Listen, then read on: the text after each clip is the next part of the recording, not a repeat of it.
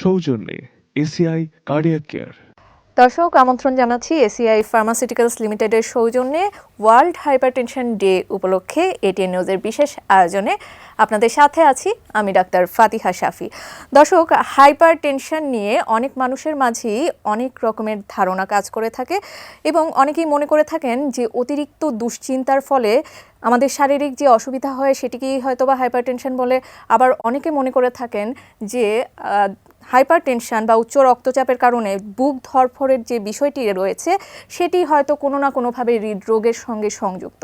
আসলে চিকিৎসা বিজ্ঞানের ভাষায় হাইপারটেনশন বা উচ্চ রক্তচাপ কি বা হৃদরোগ সম্পর্কে আমরা আজকের এই অনুষ্ঠানে জানতে চেষ্টা করব এবং আপনাদেরও জানানোর চেষ্টা করব। আর এ বিষয়ে কথা বলার জন্য আমাদের সাথে অতিথি হিসেবে আছেন professor Ashok Dutta, senior consultant, national heart foundation and research institute. Sir, আমন্ত্রণ জানাচ্ছি আপনাকে আমাদের আজকের এই আয়োজনে। Thank you. স্যার, আমরা আজকে হাইপারটেনশন বা উচ্চ রক্তচাপ এবং হৃদরোগ সংক্রান্ত বিষয়াদি নিয়ে কথা বলবো। শুরুতেই জানতে চাইবো যে হাইপারটেনশন, আমি যেরকমটা অনুষ্ঠানের শুরুতে বলছিলাম যে অনেকেরই আসলে অনেক রকমের ভ্রান্ত ধারণা থাকে। চিকিৎসা বিজ্ঞানের ভাষায় হাইপারটেনশন বলতে আমরা কি বুঝবো? হাইপারটেনশন বলতে আপনি যেটা বললেন যে বিভিন্নভাবে এটা উপসর্গ হতে পারে।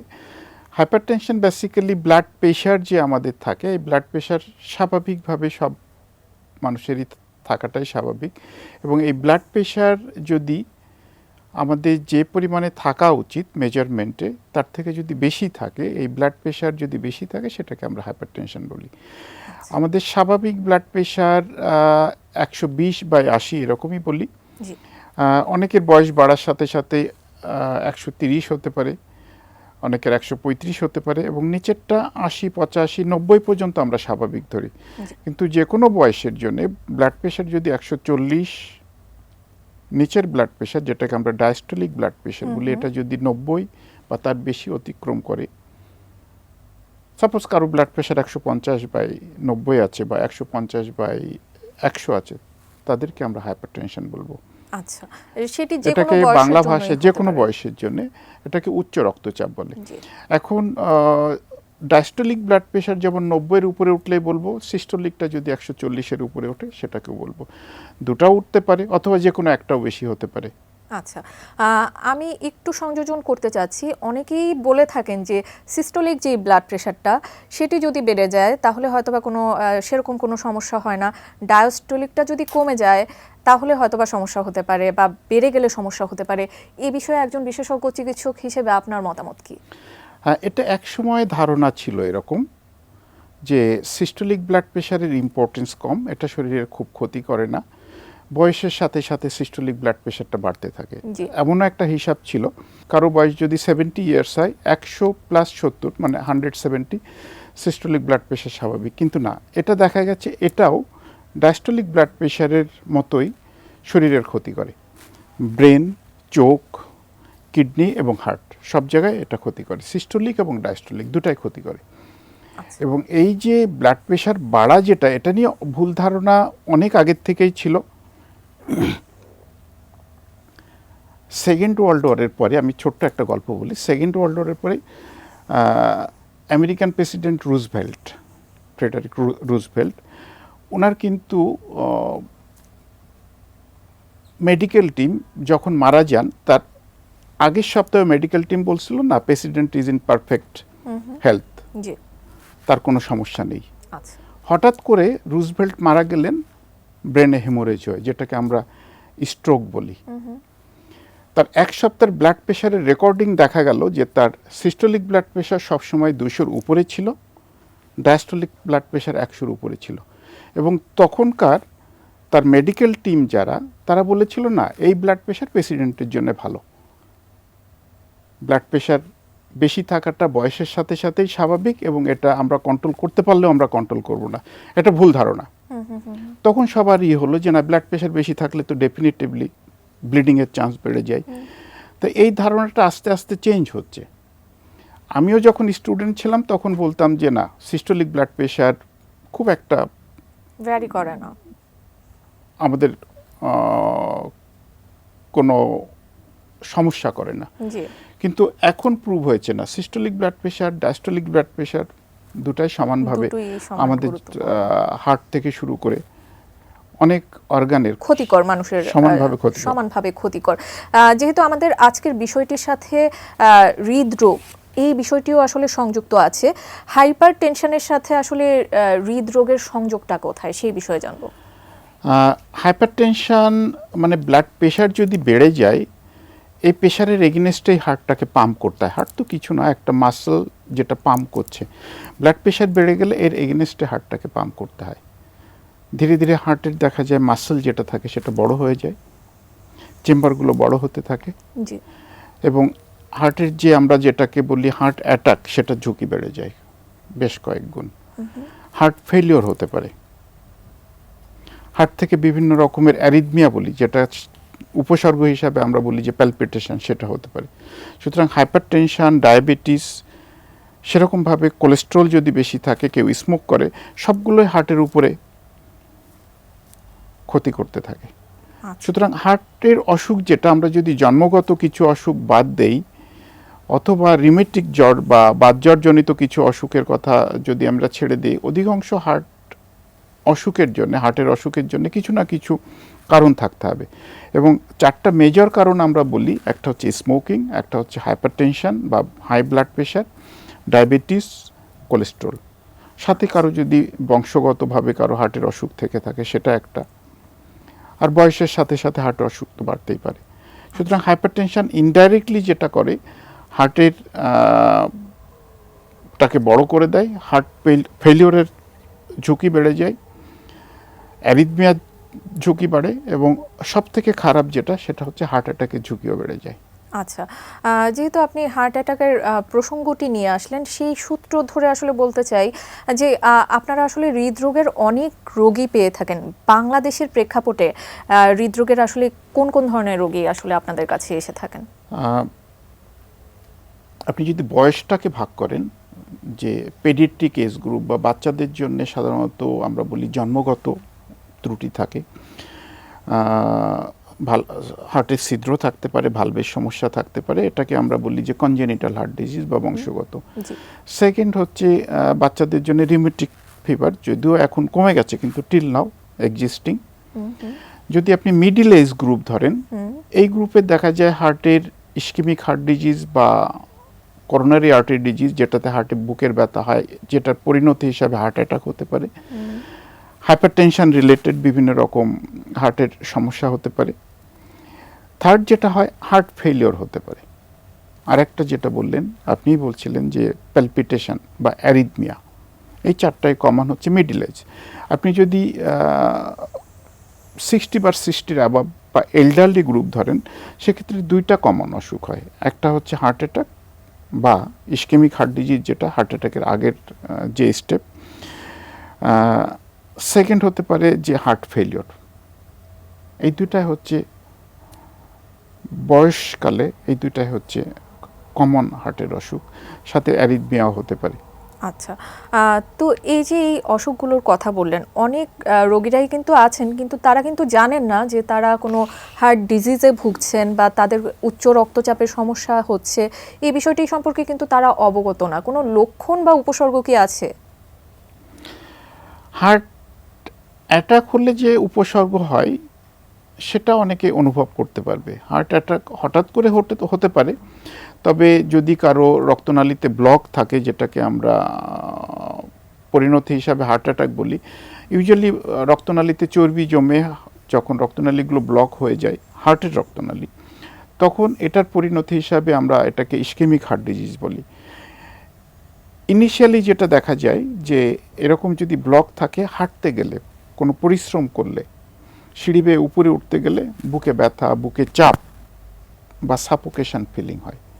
আবার রেস্ট নিলে সেটা কমে যায়। অনেকের ধারণা যে হাঁটতে গেলে গ্যাস হয়, একটু বেলসিং হলে বা ঢেকুর উঠলে আবার কমে যায়। কিন্তু একটা জিনিস খুব ইম্পর্টেন্ট, গ্যাসের ব্যথা বা পেপটিক আলসার ডিজিজ বা গ্যাস্ট্রিক, যেটাকে আমরা কমন ভাষায় বলি, এগুলো কিন্তু হাঁটতে গেলে খুব একটা হয় না। এগুলো দেখা যায় খাবার পরে হয় অথবা খালি পেটে হয়। হাঁটাহাঁটি করলে আবার দেখবেন যে এই যে গ্যাসের ব্যথা, এগুলো সাধারণত কমে যায়। হার্টের ব্যথাটা উল্টা, যদি কেউ হাঁটতে যায় তখনই বলবে যে গ্যাস হচ্ছে, একটু রেস্ট নিলে অথবা একটু ঢেকুর তুললে কমে যাচ্ছে। সুতরাং অনেকে দেখা যায় যে এই গ্যাসের সমস্যা নিয়ে দেখা যায় যে আমাদের হাসপাতালে চলে আসে হার্ট অ্যাটাক নিয়ে, যখন একেবারে শেষ পর্যায়ে সেরকম।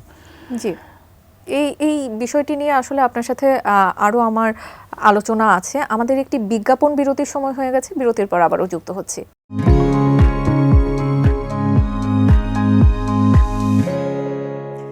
বিজ্ঞাপন বিরতির পর আবারও আমন্ত্রণ আমাদের আজকের এই আয়োজনে। ধন্যবাদ আমাদের সাথে থাকার জন্য। আমরা কথা বলছিলাম হাইপারটেনশন ও হৃদরোগ নিয়ে, সাথে আছেন বিশেষজ্ঞ একজন চিকিৎসক।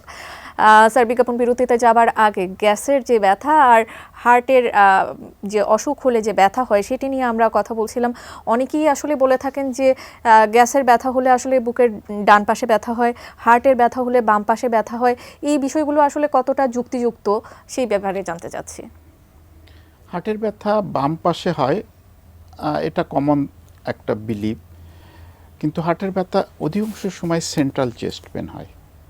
হার্ট যদিও বাম পাশে থাকে, majority part of the heart বাম পাশে থাকে, কিন্তু হার্টের ব্যথা সেন্ট্রাল চেস্ট পেন বলি। অনেক সময় আমরা বলি যে আম্বিলিকাস থেকে এর ভিতরে যে কোনো জায়গায় হার্টের ব্যথা হতে পারে। ব্যথাটা ইউজুয়ালি যেটা হয়, একটু কায়িক পরিশ্রম করলে ব্যথাটা বাড়বে, রেস্ট নিলে ব্যথা কমে যাবে। অথবা অনেক সময় দেখা যায় আমরা যেটাকে ট্যাবলেট বলি, সাবলিঙ্গুয়াল ট্যাবলেট বা জিটিএন, এটা দিলেও কমে যায়। আর গ্যাসের ব্যথা কখনো বাম হাতের দিকে রেডিয়েট করবে না, এটা খুব ইম্পর্টেন্ট। হার্টের ব্যথা বাম হাতে যেতে পারে, খুব রেয়ারলি ডান হাতেও যেতে পারে।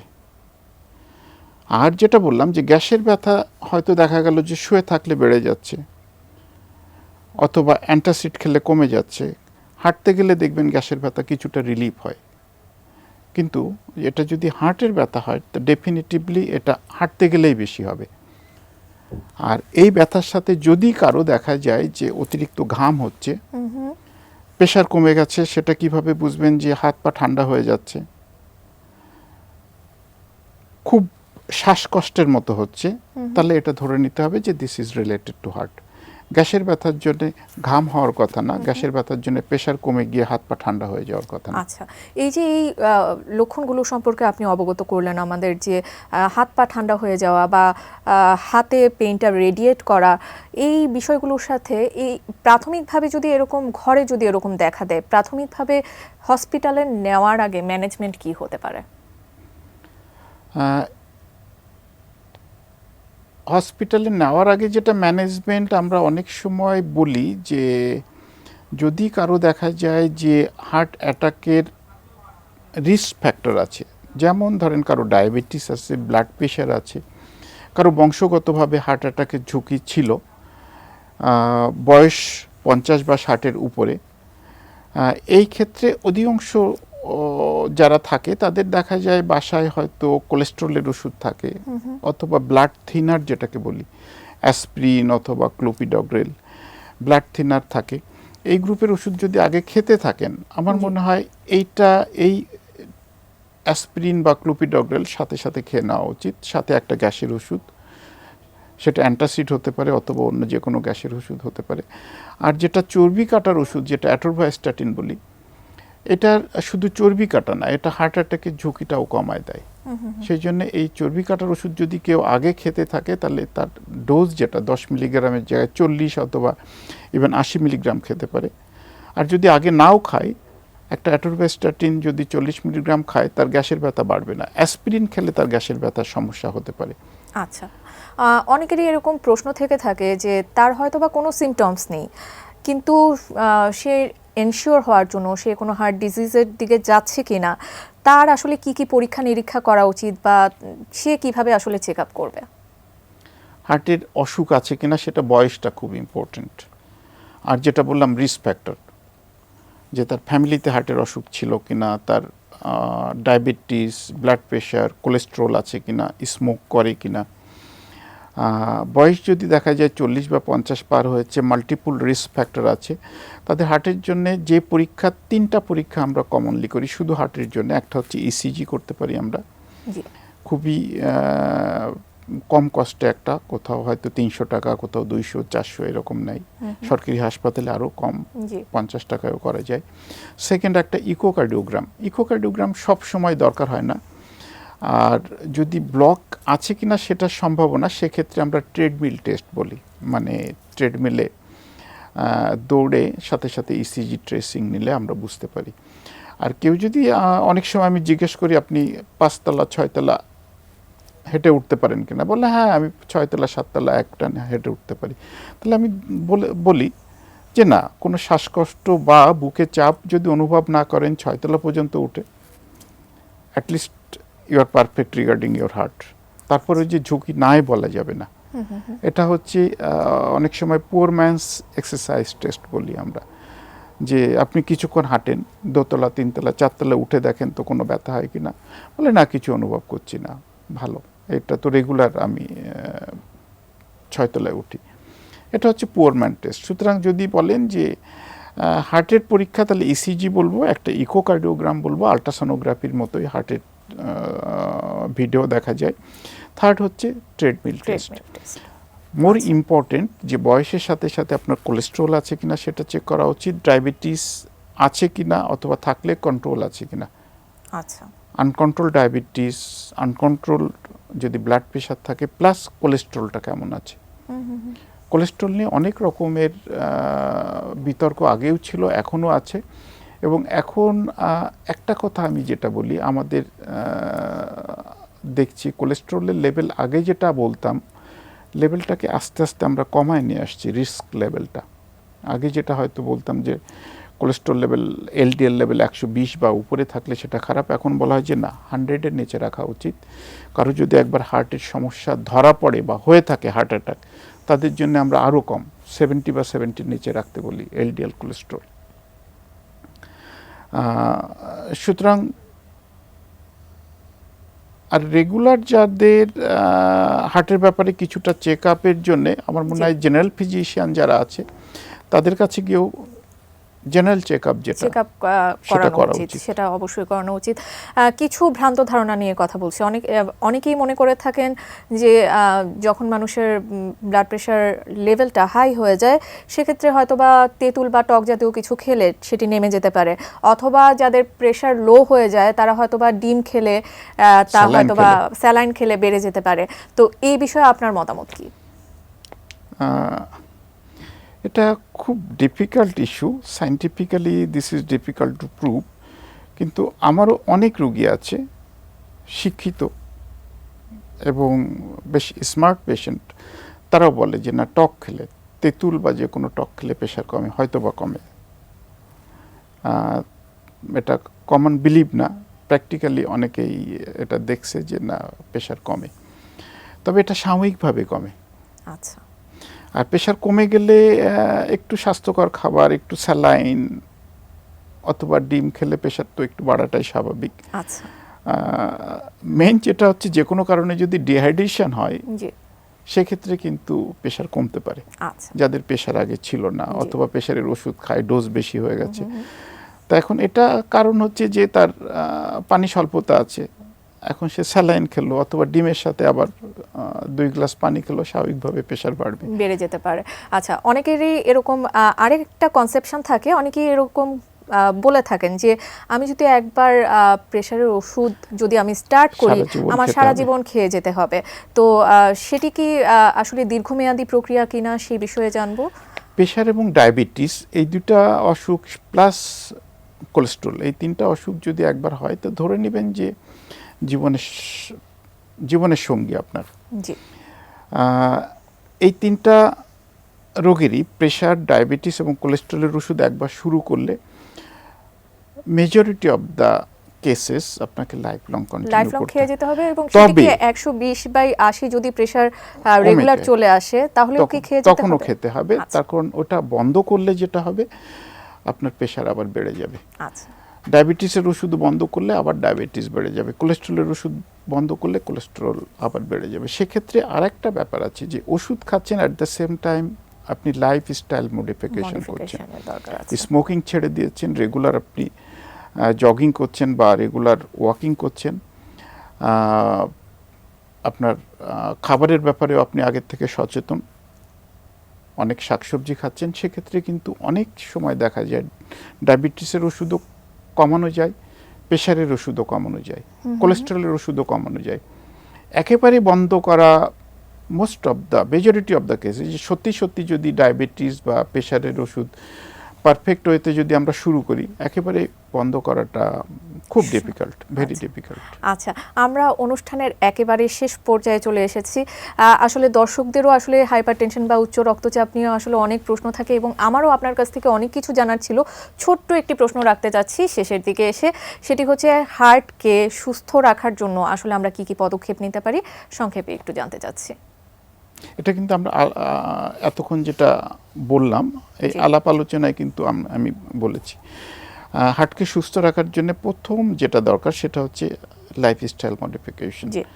লাইফস্টাইল মডিফিকেশন বলতে আমরা বুঝাই যে খাবারের টেবিল থেকে শুরু হবে, সবজি বেশি খেতে হবে, রাইস পরিমিত, প্রোটিন, অ্যানিম্যাল প্রোটিন তো ডেফিনেটিভলি কিছু দরকার, কিন্তু অতিরিক্ত অ্যানিম্যাল প্রোটিনটা অ্যাভয়েড করা ভালো। আর শাকসবজির সাথে ফ্রুটস। সেকেন্ড হচ্ছে রেগুলার ওয়াকিং হোক আর জগিং হোক অথবা রেগুলার এক্সারসাইজ। আর সেকেন্ড যেটা সেটা হচ্ছে যে আমি আগেই যেটা বললাম যে হার্টকে সুস্থ রাখার জন্য আপনার diabetes, blood pressure, cholesterol control করতে হবে এবং ঘুম বা বিশ্রামেরও একটি সংযোগ আছে। অবশ্যই স্মোকিং একটা তো ডেফিনেটিভলি খুব বড় রিস্ক ফ্যাক্টর। ঘুম তো অবশ্যই ইম্পর্টেন্ট, যে আপনার 7 থেকে 8 ঘন্টা যদি ঘুম হয় ডেফিনেটিভলি সেটা আপনার স্বাস্থ্যের জন্য ভালো, আপনার ব্রেনের জন্যও ভালো, হার্টের জন্যও ভালো। সেই জন্যে আগেকার যেটা আমরা একটা প্রবাদ আছে, early to bed early to rise, এটা always very important to make your heart perfect, not only heart but also your mind, your memory, everything, সেটার জন্য খুব ইম্পর্টেন্ট। অসংখ্য ধন্যবাদ আপনাকে। আপনার মাধ্যমে আসলে এই বিষয়গুলো নিয়ে আমরা অনেক কিছু জানতে পারলাম, আরও অনেক কিছু জানার ছিল আপনার কাছ থেকে। সময় স্বল্পতার জন্য আজ হয়তো সম্ভব হয়নি, আমরা পরবর্তীতে আবারও চেষ্টা করব আপনার কাছে এই বিষয়গুলো নিয়ে বিস্তারিত আলোচনা করার জন্য। ধন্যবাদ আপনাকে। ধন্যবাদ। দর্শক, আপনাদেরও অসংখ্য ধন্যবাদ আমাদের সাথে এতক্ষণ যুক্ত থাকার জন্য। এই অনুষ্ঠানের মাধ্যমে আমরা জানাতে চেষ্টা করেছি যে হাইপারটেনশন বা উচ্চ রক্তচাপ হলেই আসলে ভয়ের কিছু নাই। আমরা নিয়মিত লাইফস্টাইল মডিফিকেশন বা ডায়েটের মাধ্যমে বা অন্যান্য অ্যাক্টিভিটিসের মাধ্যমে কিন্তু আমরা সেটি কন্ট্রোল করতে পারি। আপনাদের জন্য অনেক অনেক শুভেচ্ছা ও শুভকামনা জানিয়ে আজকের মতো এখানেই বিদায় নিচ্ছি। সেই পর্যন্ত সবাই ভালো থাকবেন, সুস্থ থাকবেন আর এটিএন নিউজের সাথেই থাকবেন। সৌজন্যে এসিআই কার্ডিয়াক কেয়ার।